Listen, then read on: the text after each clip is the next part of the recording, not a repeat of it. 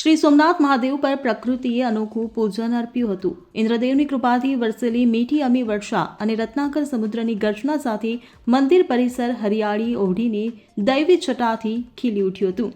આ પવિત્ર ક્ષણે વરુણદેવના જળાભિષેક રૂપે થયેલા વરસાદે મંદિર પરિસરમાં અલભ્ય દૃશ્ય સર્જ્યું. મંદિરના શિખર પર વરસતા વરસાદના ટીપા, ઘૂઘવતા સમુદ્રના મોજા અને હરિત વાતાવરણ વચ્ચે સોમનાથ મહાદેવના દર્શનનો અનુભવ ભક્તો માટે અવિસ્મરણીય બન્યો હતો.